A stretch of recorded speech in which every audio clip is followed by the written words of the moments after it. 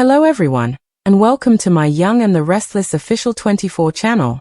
I hope everyone is having a wonderful day. Before we begin, please hit the subscribe button and give this video a thumbs up.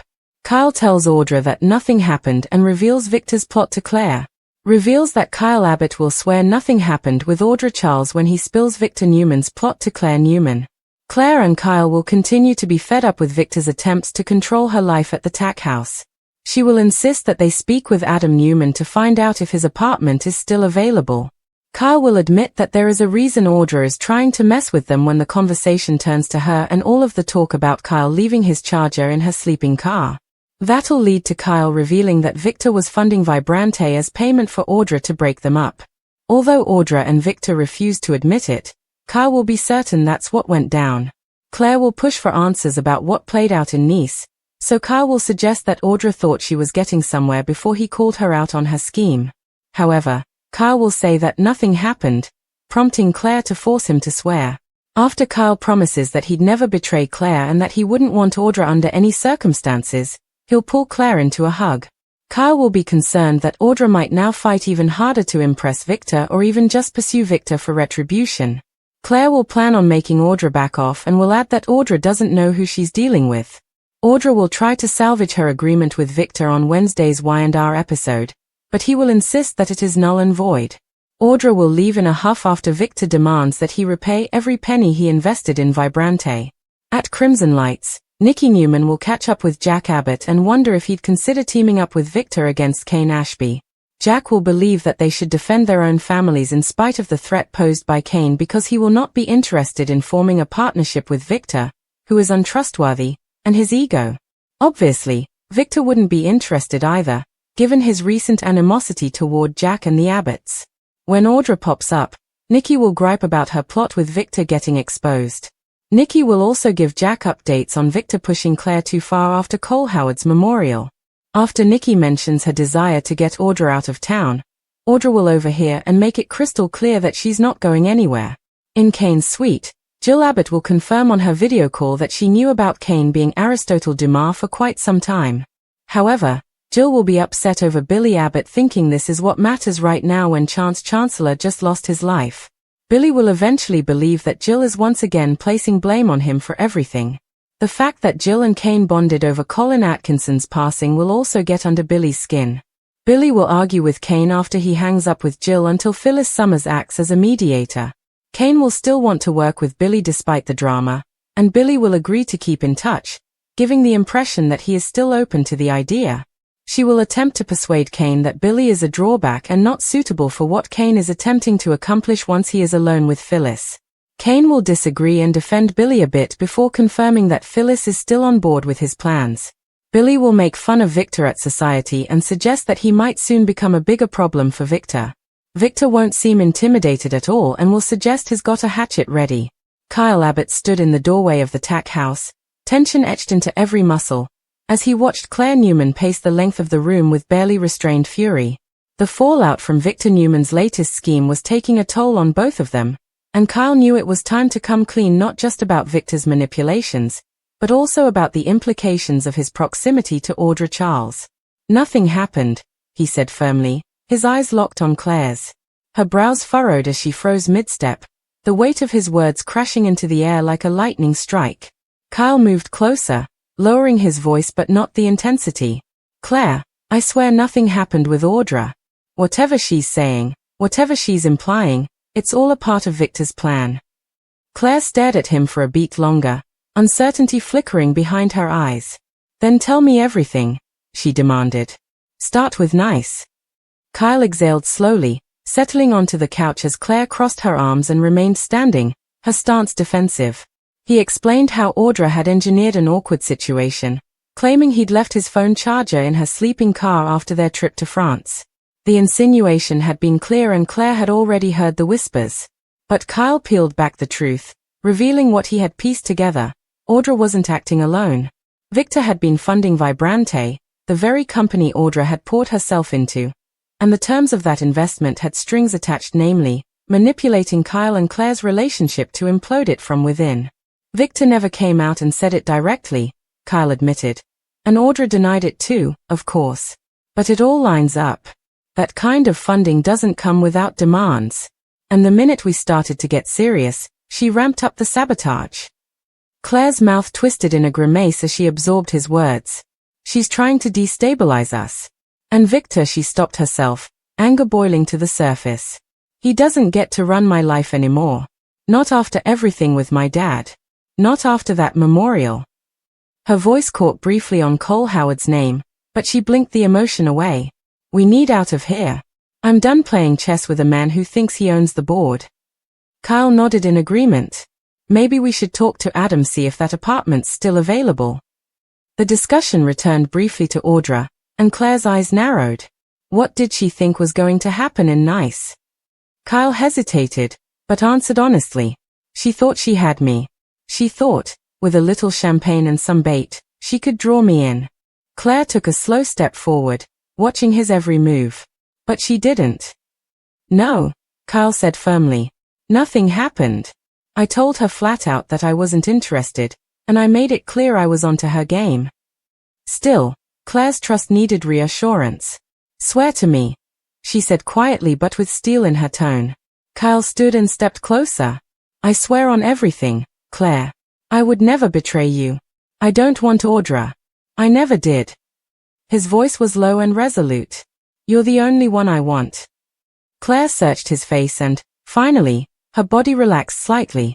He pulled her into a hug, and she allowed it, burying her face into his shoulder. Okay, she murmured. But if Audra thinks this is over, she doesn't know who she's dealing with. Meanwhile, across town, Audra's day was unraveling at breakneck speed. She stormed into the Newman ranch, heels clicking sharply against the tile, where Victor Newman was waiting for her with an icy expression. Don't bother trying to spin this, Audra, he said coldly. The deal's off. You can't be serious, she snapped. Vibrante is just getting traction. I can be serious, Victor interrupted with finality. You failed. You let emotion cloud strategy. You lost control of Kyle, and now Claire knows everything. I want my money back. Every last cent I invested. Audra's eyes narrowed. That wasn't the agreement. The agreement, Victor said with a smirk, was conditional. And you didn't deliver. She stormed out moments later, her confidence cracking under the pressure of her crumbling alliance with the most powerful man in Genoa City. Later that day, at Crimson Lights, Nikki Newman sat at her usual table across from Jack Abbott, both sipping lattes but neither particularly focused on the drinks. Victor's pushing Claire again, Nikki revealed with frustration. After everything that happened with Cole's memorial, his doubling down manipulating her through Kyle, through Audra. It's like he wants her to hate him. Jack shook his head. Claire's stronger than he gives her credit for. She's not a pawn anymore. Maybe, Nikki allowed, but she's still his granddaughter. He's got a way of twisting that into something dangerous. As they spoke, Audra entered, trying to hold her head high despite the sting of her encounter with Victor.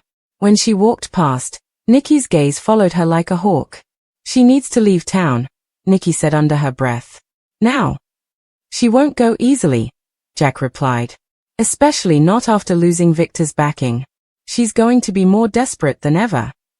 As if to confirm that, Audra turned, having overheard them. Her eyes were fierce and unyielding.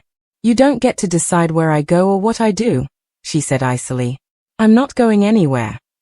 Back at the Grand Phoenix, in Kane Ashby's suite, things weren't going any smoother. Billy Abbott had just gotten off a tense video call with Jill, and his mood was already sour when he turned to confront Kane. She knew. Billy fumed. Jill knew you were Aristotle Demar this whole time. Kane remained calm, but his jaw clenched. We had reasons, Billy. Strategic ones. And frankly, your obsession with this right now, don't you dare talk to me about obsessions, Billy snapped. My son is dead. Chance's death affects all of us, Kane said evenly. But your paranoia doesn't help. The tension escalated until Phyllis Summers swept into the room like a red-haired hurricane, planting herself between the two men. Enough, she ordered, hands on her hips. You two tearing into each other isn't solving anything. Kane took a step back, letting out a breath. I'm still willing to work with Billy, even with all this going on. Billy raised an eyebrow. Really? Yeah, Kane said. Because this is bigger than us. Billy didn't fully commit, but he did nod slightly. Fine. Keep me posted.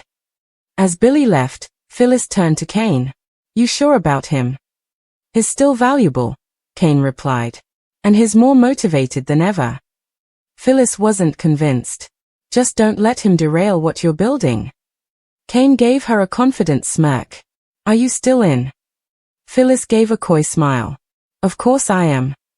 Later, at society, Billy found Victor dining alone and couldn't resist stopping by his table. You know, the way you're making enemies these days, Victor, I almost feel bad for you. Victor didn't flinch. Careful, Billy. You don't want to be next on my list. Too late, Billy said with a smirk. I've already got a seat at the table. And I've got plans you don't even see coming. Victor leaned in, eyes narrowing. I've got a hatchet ready. Billy chuckled. You always do. But the real question is, how many wars can you fight at once before even you start to bleed? Back at the tack house, Kyle and Claire were packing boxes, readying to move out. The emotional weight of the day hung over them like fog. Do you think we're making a mistake? Claire asked quietly. Leaving? Kyle looked around the room, once a sanctuary, now a symbol of manipulation. No. I think it's the only way forward. Claire nodded, then caught sight of a framed photo of her father on the shelf. He'd want me to be strong, she whispered. Kyle stepped beside her, his hand brushing hers. You are. And I'll be with you every step of the way. As night fell over Genoa City, the players moved across the board. Claire and Kyle were done being manipulated. Nikki watched with growing concern as Audra refused to back down. Jill struggled to balance loyalty with legacy, while Kane plotted a future that might just include betrayal. And Victor Newman, the architect of it all, sat in the dark, calculating his next move, unaware that for the first time in a long while, the people around him weren't just pawns, they were becoming kings and queens in their own right. Claire stood beside the open window of the tack house as the sun dipped below the trees, her arms crossed tightly as Kyle boxed the last of his belongings. A breeze rustled the curtains, but neither of them paid much attention. They were both too consumed by the chaos Victor had ignited and the fresh flames Audra had tried to fan between them. It's amazing, Claire murmured, her voice distant. How quickly everything can fall apart and how hard it is to put it all back together. Kyle straightened, watching her carefully. But we're doing it, he said. We're not letting Victor or Audra take that away from us. Claire glanced at him, a half-smile curling at the edge of her lips. You know what really burns me up? Victor thought this was love, in his own twisted way. Controlling me, deciding who I should be with, trying to manipulate my future. Her eyes narrowed. He doesn't understand love. He only understands control. Kyle closed the box and walked over to her. Then let's take that control back. Claire nodded slowly. Adam texted me back. The apartment's still open. Kyle placed a hand on her arm. Then we move. Tonight. She looked at him for a long moment, searching his expression for any trace of hesitation. When she found none, her shoulders relaxed slightly. Okay. As the two of them loaded Kyle's car, Claire's phone buzzed again. This time it was Nikki. The message was brief. Come by Crimson Lights. Alone. Claire frowned. My grandmother wants to see me, she said. She didn't say why. Kyle paused, keys in hand. You sure it's not a trap? Claire shook her head. No. Not with Nikki. She's trying to protect me in her own way. Kyle nodded. Go. I'll meet you at Adam's later. At Crimson Lights, Nikki sat at a corner table nursing a coffee, her elegant demeanor tense. When Claire arrived, Nikki stood, embracing her granddaughter with maternal warmth. I didn't want to say this in front of Jack or anyone else, Nikki said quietly. But Victor's not letting this go. He's more volatile than I've seen him in years. Claire's face hardened. Then he'll learn what happens when he pushes too far. Nikki lowered her voice. I overheard him on the phone. He's reaching out to someone else. Someone from your past. I don't know who yet, but the way he was talking, she trailed off. You need to be ready for anything. Claire stiffened. Thanks for the warning. But I'm not the same girl who came back to Genoa City trying to make everyone happy. I know who I am now. And I'm not afraid of Victor. Before Nikki could respond, Audra entered the cafe. She walked straight to the counter, but her eyes never left Claire. Nikki scoffed under her breath. Still lurking, she muttered. She's not going away quietly, Claire replied. Then make her go away, Nikki said, before she drags you back into Victor's drama. Meanwhile, at Chancellor Park, Billy sat alone on a bench, staring at the small memorial plaque dedicated to Chance. The grief was still raw, the silence suffocating. Jill's words kept echoing in his head, how he always made everything about himself, how even in death, he'd find a way to make Chance's tragedy his cross to bear. But what really gnawed at him was the knowledge that Kane had been hiding behind the Aristotle Demar alias for months, maybe longer. Suddenly, a voice interrupted his thoughts. Brooding doesn't suit you.